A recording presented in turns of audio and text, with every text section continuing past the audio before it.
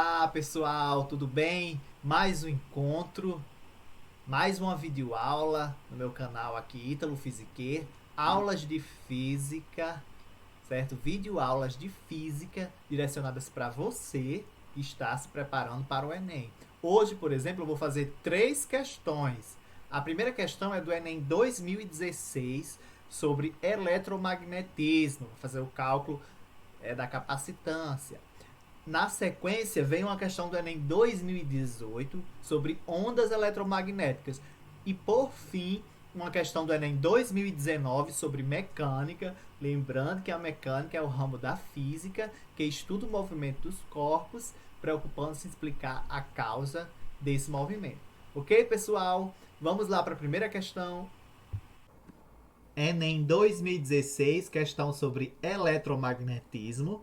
Lembrando que este ramo da física, do eletromagnetismo, né, foi a junção da eletricidade com o magnetismo.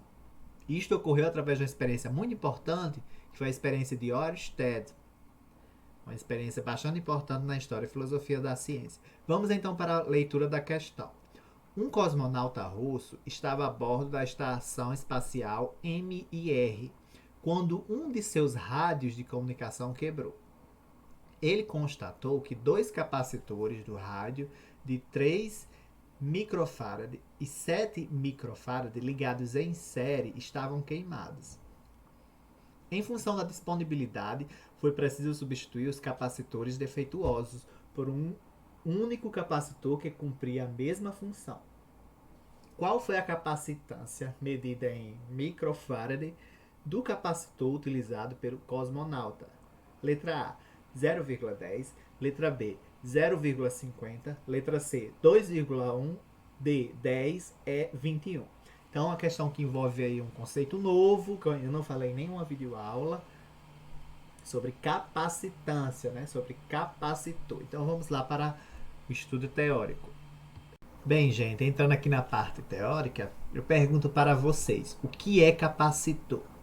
Então, capacitores são dispositivos eletrônicos bastante comuns que são geralmente utilizados para o armazenamento de cargas elétricas em seu interior. Ou seja, é um armazenamento de energia, certo? Que pode ser utilizada. Capacitor é um dispositivo capaz de acumular cargas elétricas quando uma diferença de potencial é estabelecida entre os terminais. Certo? Então, como ele armazena essas cargas elétricas, né? Então ele também acumula essas cargas elétricas. A capacitância dos capacitores, por sua vez, é a medida de quanta carga o dispositivo é capaz de acumular para uma determinada diferença de potencial. Então a capacitância ela vai medir a quantidade de carga que está sendo acumulada, certo? Os capacitores eles podem ser usados para outros fins, além de sua função principal, que é armazenar cargas elétricas. Esses dispositivos podem ser usados em circuitos alimentados por correntes alternadas, certo? Correntes elétricas alternadas, quando se deseja a formação de uma corrente elétrica contínua, como nos casos de eletrodomésticos, como geladeiras, liquidificadores, máquinas de lavar e etc. A unidade, certo?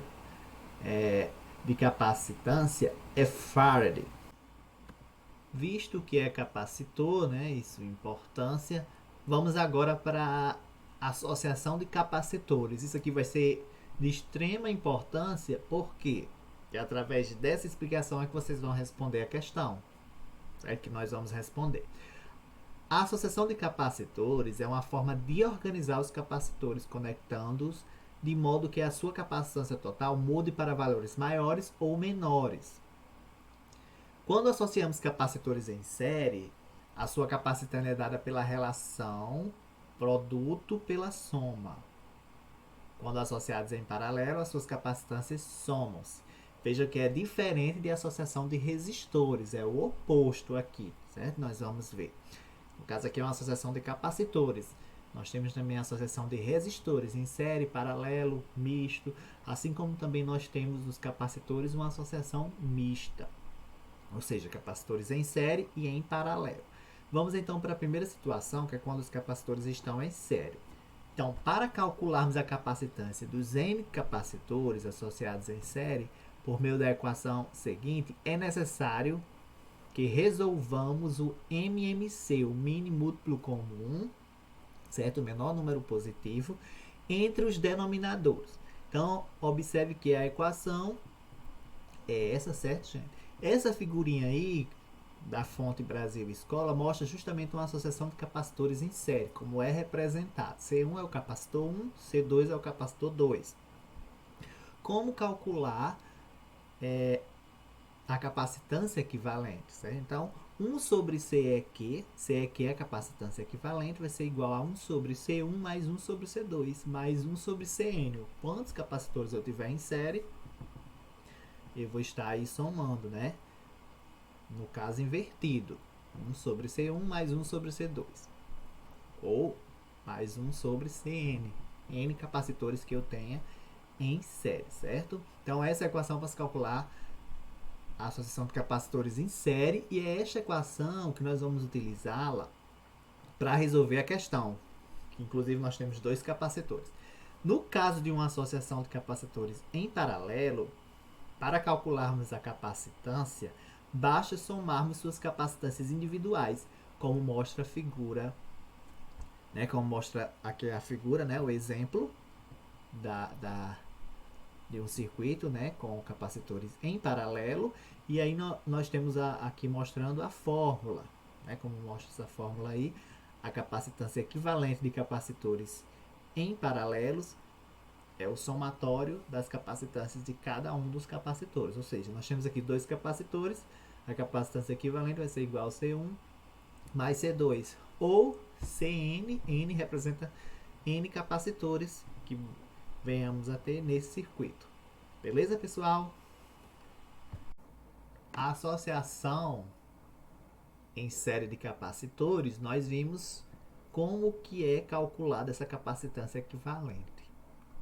Veja que é diferente de uma associação de resistores em série. Uma associação de resistores em série, a resistência equivalente é a soma de todas as resistências. No entanto, uma associação de capacitores em série, a resistência equivalente é o inverso. Ou seja, o inverso da resistência equivalente vai ser igual a 1 sobre C1 mais 1 sobre C2 mais 1 sobre Cn capacitores que venhamos a ter no circuito.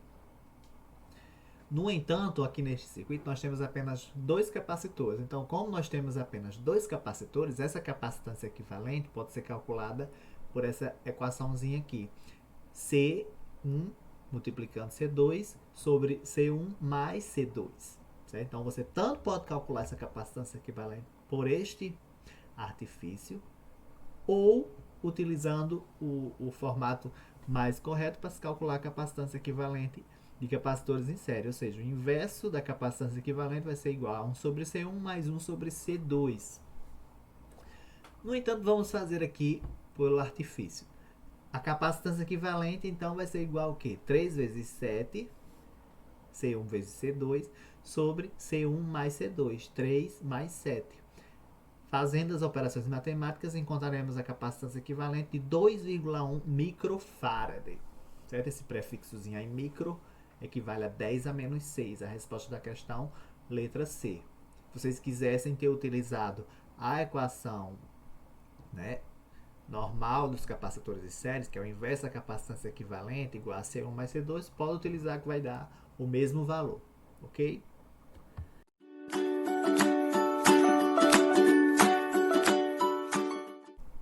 Vamos agora para o Enem 2018, questões sobre ondas eletromagnéticas, certo? Vai envolver o espectro eletromagnético aí, mais precisamente a luz branca. É uma questão que tem que ter muita atenção na leitura. Vamos então começar. Muitos primatas, incluindo nós humanos, possuem visão tricromática. Tem 3 pigmentos visuais na retina sensíveis à luz de uma determinada faixa de comprimento de onda.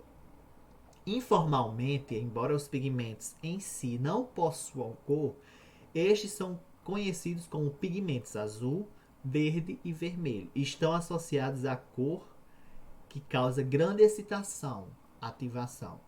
A sensação que temos ao observar um objeto colorido decorre da ativação relativa dos três pigmentos. Ou seja, se estimulássemos a retina com uma luz na faixa de 530 nanômetros, que é o retângulo 1 no gráfico que está no slide seguinte, não excitaríamos o pigmento azul. O pigmento verde seria ativado ao máximo e o vermelho seria ativado em aproximadamente 75%. E isso nos daria a sensação de ver uma cor amarelada. Já uma luz na faixa do comprimento de onda de 600 nanômetros, retângulo 2 no gráfico, estimularia o pigmento verde um pouco e o vermelho em cerca de 75%. E isso nos daria a sensação de ver laranja avermelhado. No entanto, há características genéticas presentes em alguns indivíduos conhecidos coletivamente como daltonismo, em que um ou mais pigmentos não funcionam perfeitamente. Vamos agora para o próximo slide, que o enunciado dessa questão era muito grande, não deu para colocar em apenas um slide. Continuando aqui a leitura, caso estimulássemos a retina de um indivíduo com essa característica, que não possuísse o pigmento conhecido como verde, como as luzes de 530 nanômetros e 600 nanômetros, na mesma intensidade luminosa, esse indivíduo seria incapaz de, letra A, identificar o comprimento de onda do amarelo, uma vez que não possui o pigmento verde. Letra B, ver o estímulo de comprimento de onda laranja, pois não haveria estimulação de um pigmento visual. Letra C, detectar ambos os comprimentos de onda, uma vez que a estimulação dos pigmentos estaria prejudicada. D, visualizar o estímulo do comprimento de onda roxo, já que este se encontra na outra ponta do espectro. Ou E, distinguir os dois comprimentos de onda, pois ambos estimulam o pigmento vermelho na mesma intensidade. Então, esse indivíduo ele seria incapaz de, né, esse indivíduo. Então, nós temos aqui essas 5 alternativas. Veja que o gráfico da questão, nós temos aqui, certo? O retângulo 1 e o 2. A linha completa é o azul, esse tracejado maior é verde e o tracejado menor é o vermelho. Vejam que essa questão requer muita atenção, porque o enunciado dela é grande, tem que ler com muita calma. O comando da questão pede para comparar o indivíduo normal com o indivíduo com características do daltonismo. Na situação proposta, o indivíduo normal é estimulado com luz de 530 nanômetros, percebendo uma cor amarelada, 75% vermelha e 100% verde, além de ser estimulado com luz de 600 nanômetros, percebendo um laranja avermelhado, 75% vermelho e um pouco de verde. Ao submeter o indivíduo com características daltônicas ao mesmo estímulo, não haverá percepção do verde. Portanto, ele irá perceber tanto o estímulo luminoso de 530 nanômetros quanto o de 600 nanômetros como sendo correspondentes ao vermelho. Resposta, letra E.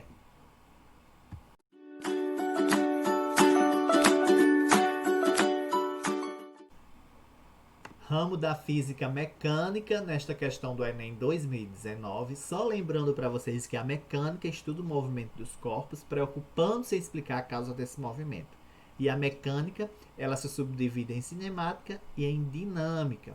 A cinemática estuda o movimento dos corpos sem se preocupar com a causa desse movimento. E a dinâmica, ela estuda o movimento dos corpos e preocupa-se em explicar a causa desse movimento. Vamos então para a leitura da questão. Numa feira de ciências, um estudante utilizará o disco de Maxwell, ioiô, para demonstrar o princípio da conservação da energia. A apresentação consistirá em 2 etapas. Nós temos aqui inclusive a figura da questão, certo? A etapa 1, a explicação de que, à medida que o disco desce, parte de sua energia potencial é transformada em energia cinética de translação e energia cinética de rotação, quando o disco desce. Na etapa 2, o cálculo da energia cinética de rotação do disco no ponto mais baixo de sua trajetória, supondo o sistema conservativo. Ok? Muita atenção na interpretação da questão.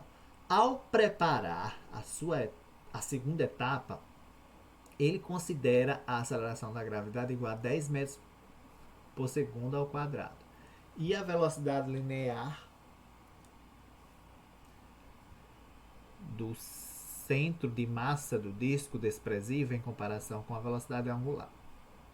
Em seguida, mede a altura do topo do disco em relação ao chão, no ponto mais baixo de sua trajetória, obtendo da altura da haste do brinquedo as especificações de tamanho do brinquedo, isto é, de comprimento, largura e altura, assim como de massa de disco de metal, foram encontradas pelo estudante no recorte de manual ilustrado a seguir.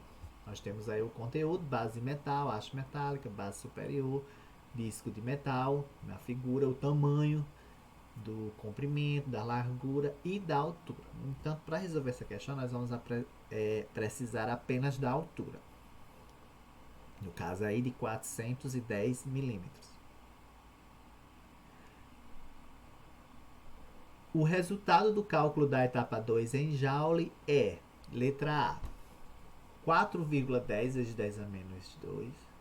Letra B, 8,20 vezes 10 a menos 2. Letra C, 1,23 vezes 10 a menos 1. Letra D, 8,20 vezes 10 a quarta.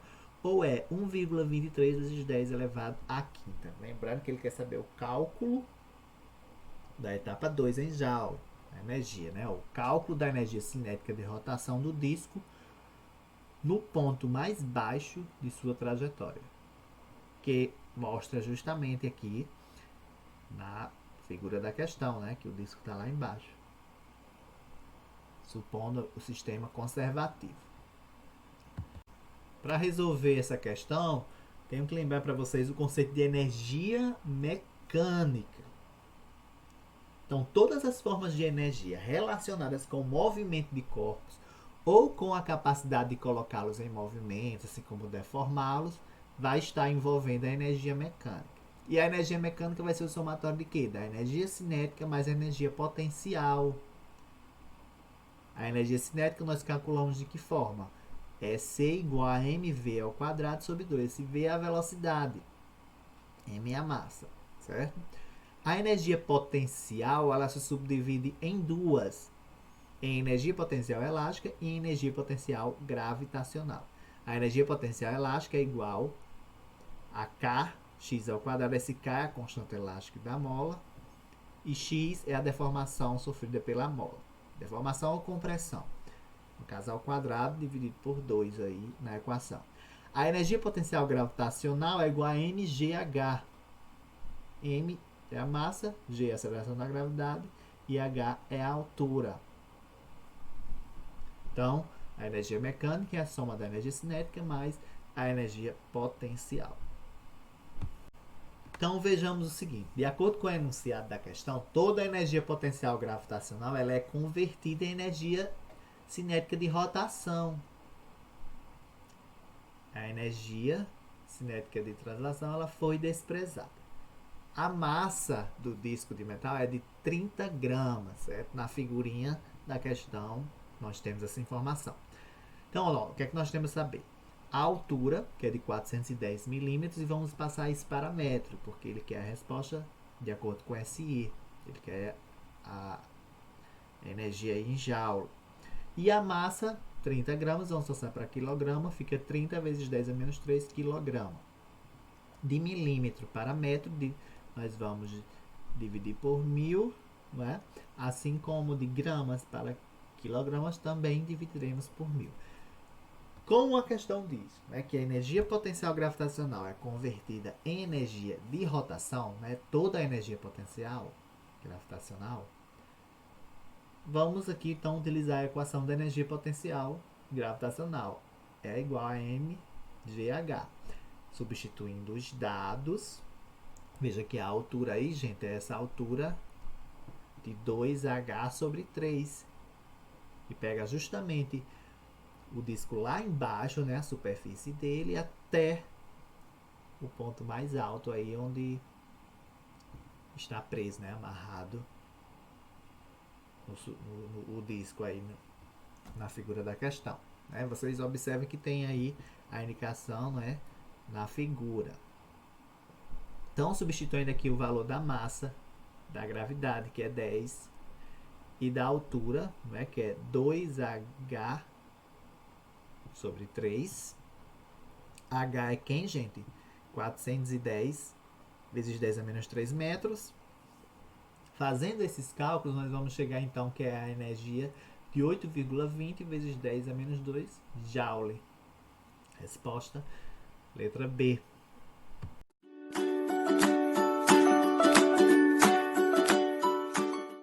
Essas foram as questões da videoaula de hoje. É importante que vocês revejam a videoaula caso tenham ficado com alguma dúvida, que às vezes na primeira vez que vocês veem a videoaula, pode ocorrer de vocês ficarem com dúvida, então você reveja o vídeo. Dúvidas nos comentários, como sempre, e não deixem de dar o like. Até a próxima videoaula. Um abração, galera!